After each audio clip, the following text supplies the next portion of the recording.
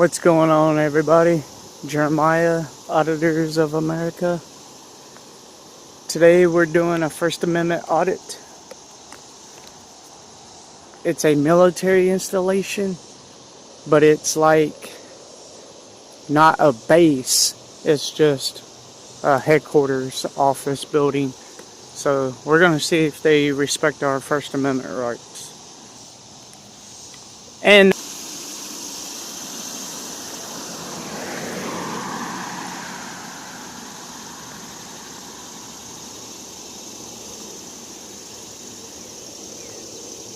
so I've already been seen.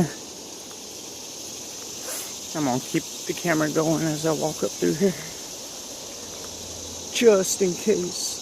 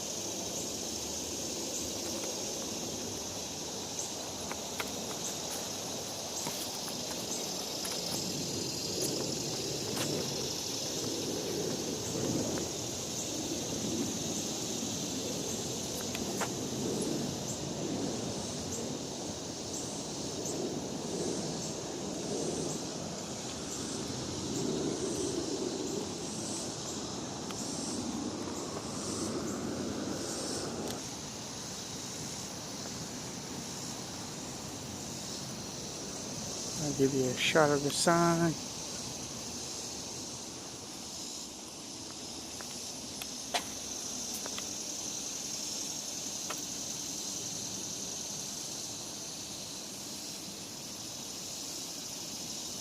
Military Entrance Processing Station, Nashville, Tennessee, guys.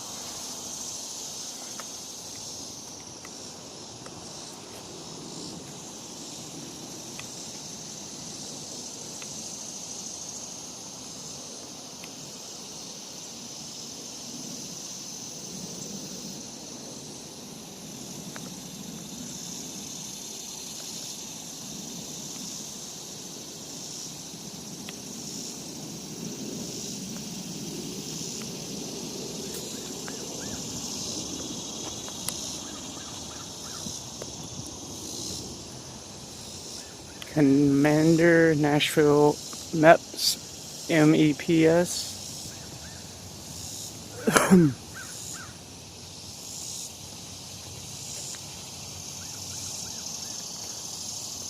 Body cam activated.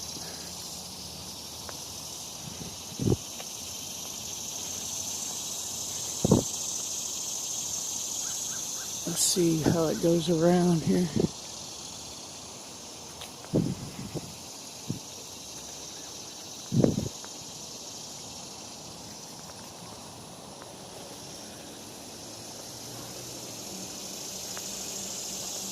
And I had asked a question yesterday on my channel if anybody knew why there was so much military action going on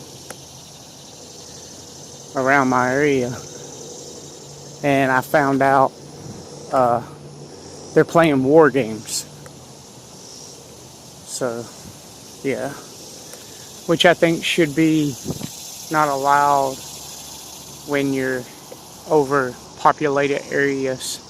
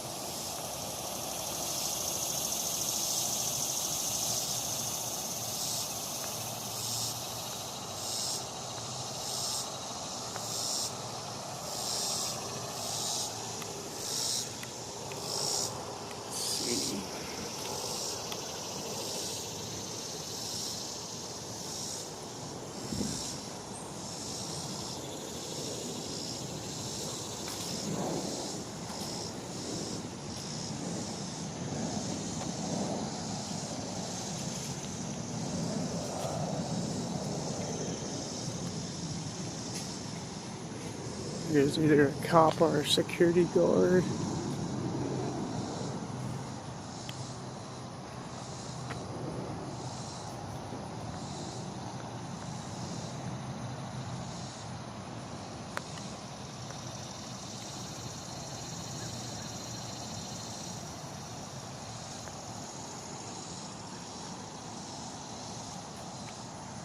Like a little gate there.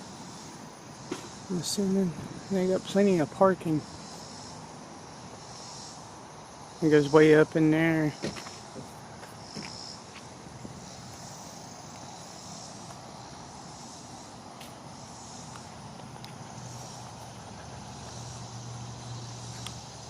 So we shall see, y'all.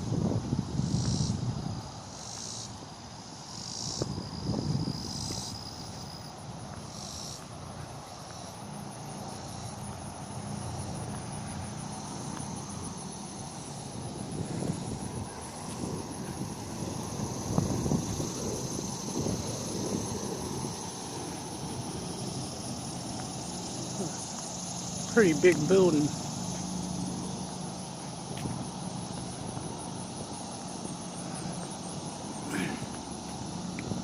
We're gonna look and see if they got any signage on the doors.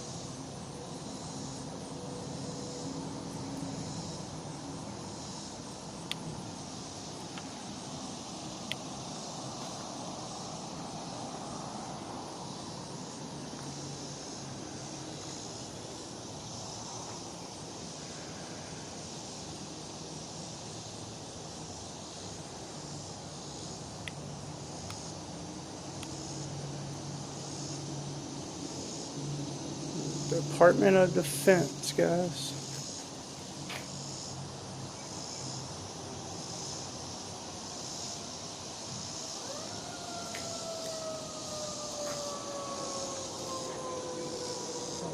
Big ass stairwell. It's kind of a weird place to have it. American flag. No wind.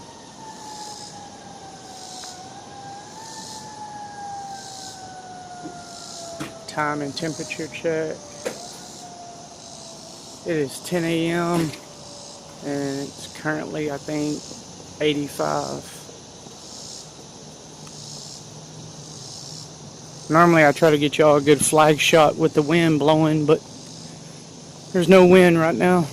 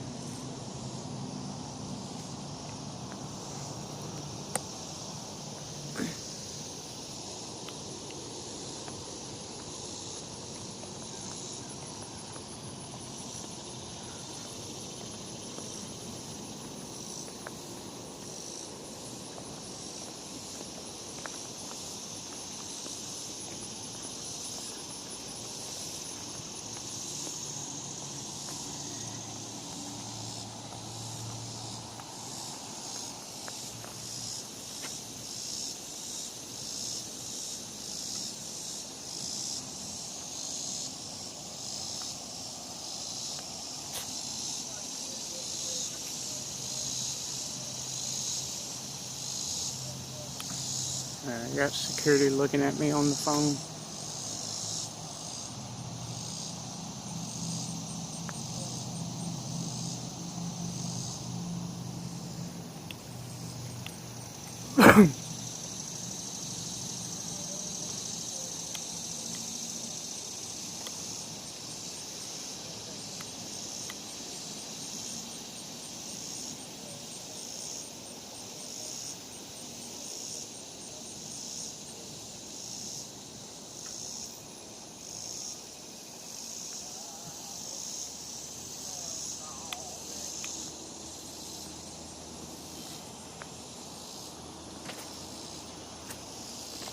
So we'll hang out a few minutes and see what happens.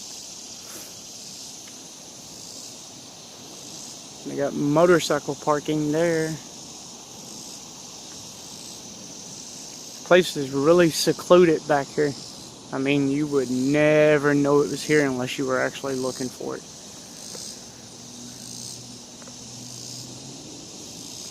Or unless you Google military installations in Nashville.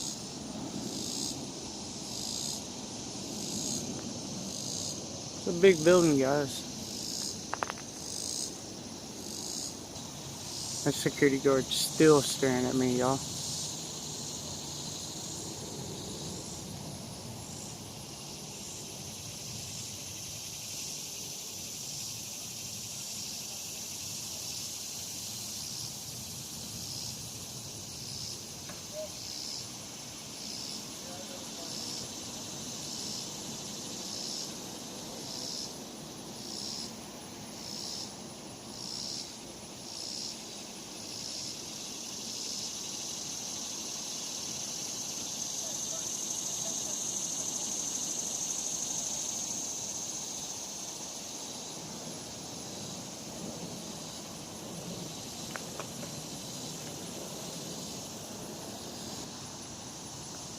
I paused now for about 10 minutes. But that security guard is just standing there at the door, guys. He's definitely watching me. I guess anybody who shows up with a camera is a terrorist.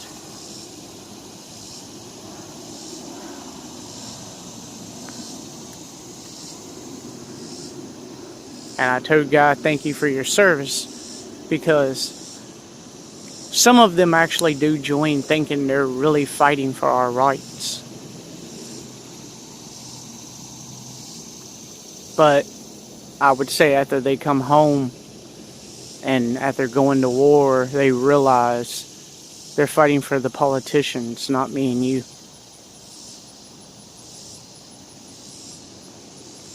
They're fighting for this corporation called America.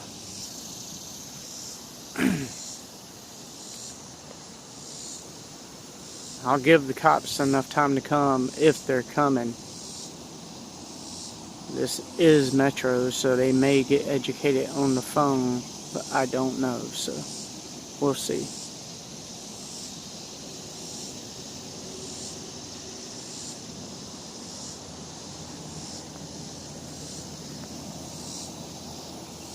I'm gonna pause again for a few minutes, guys. Stand here and act like I'm recording. And he is back out.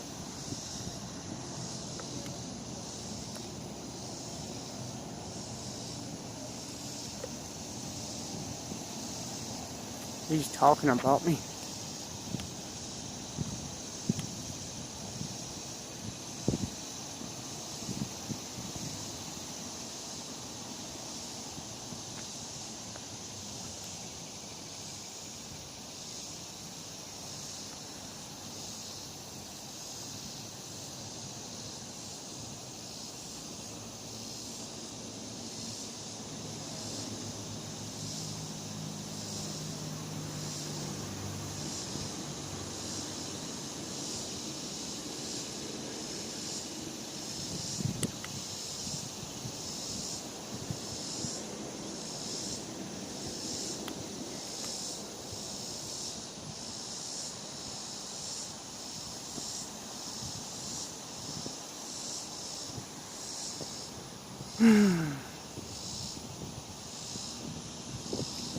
I have my phone switched. All I gotta do is switch it and I can go live.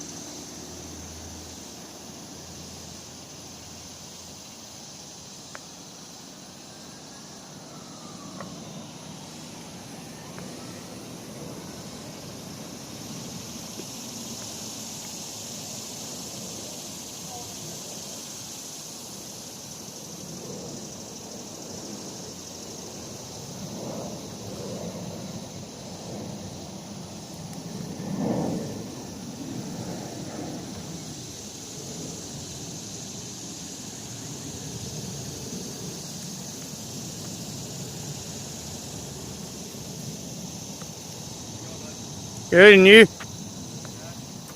Huh? I couldn't hear you.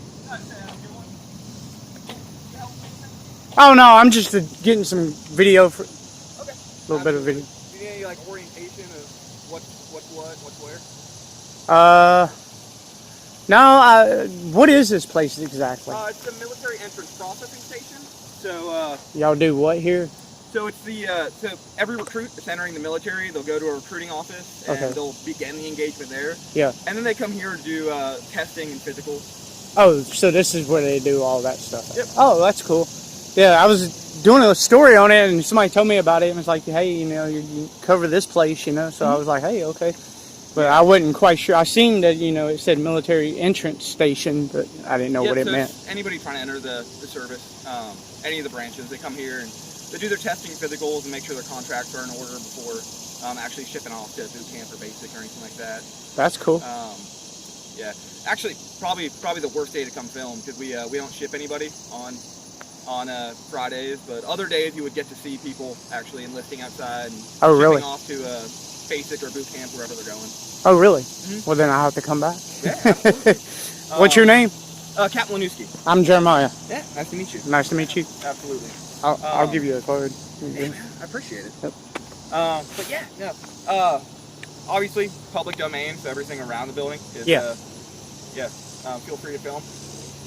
Inside right now, because of health restrictions. Yeah, I wasn't planning on going in. So okay. So honestly, I showed up here during COVID, so I think outside of the health advisory stuff, journalists would have been allowed to go in. Now you have to go through a whole process of getting it approved. Oh yeah. Getting health screens prior to going in. So another time probably would have been more advantageous for you collecting a story. Yeah. But yeah. COVID messed a lot of us up being able to go and do stories inside and stuff. So yeah, I do operations here. If you need a phone number or anything, if you have any issues or any questions, I can give you a phone number if you want to reach out. And yeah, you can state it. I can. I don't want to say it on like public record. I'll edit it out. I'll take that out. You're not live right now. Yeah. All right. You got a pen? I don't on me right now. I apologize.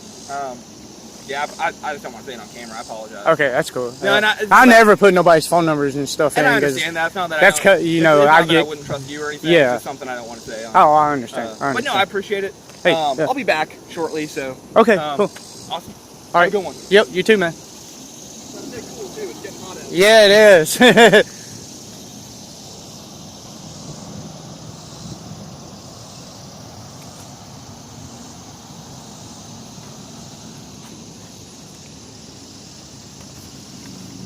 Well, there you go with that, guys. So this is where they come and do all their testing and stuff like that. I don't blame him for not wanting to say his number on camera.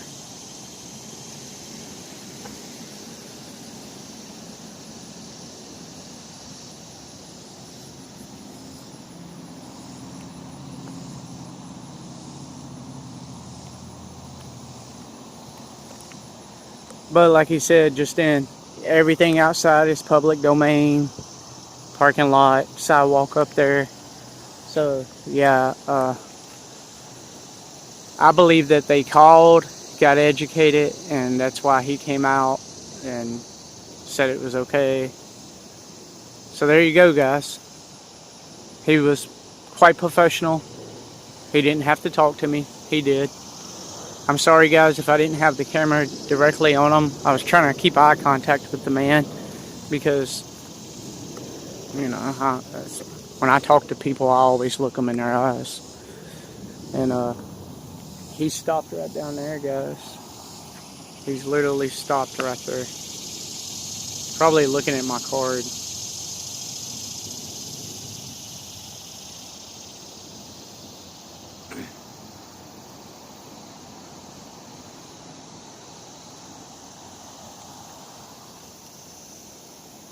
Because it says investigative journalist on it.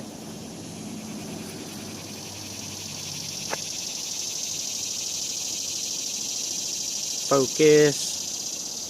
Focus.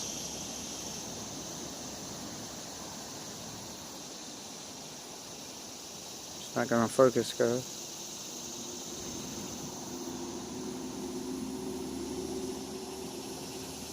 Alright, he came back. Oh, okay. Alright, cool. I appreciate it, man. Yeah, absolutely. Have a good one. Alright, so he wrote down my phone number for me. His phone number.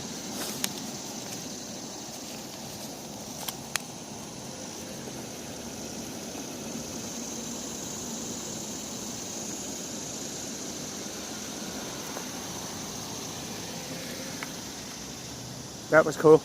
So, as I thought maybe he was stopped, you know, calling the police or something. He wasn't. He was actually, he wrote down his name, phone number, and email address. So, I'll get in touch with him and see if I can't come back on a day when they're, well, I know I can come back. But what I mean is, I'll get in touch with him and see if I can figure out what day that, you know, they're sending people off and doing that kind of stuff, and we'll come back and get some shot of the guys going out and being deployed, all that good stuff.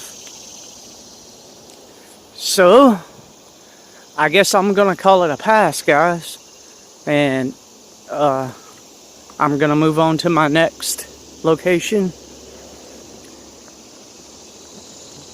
I was supposed to meet up with a couple other guys today, but as always, it didn't happen. But anyways, it is what it is. Hey, I did it by myself for years. That's how I became the Last Days of Freedom. That's how I got known as LDOF. Put it to you like that. Anyways, guys, if you're not subscribed, be sure to subscribe. Smash that like button. Share this video everywhere. And I will see you guys in the next video.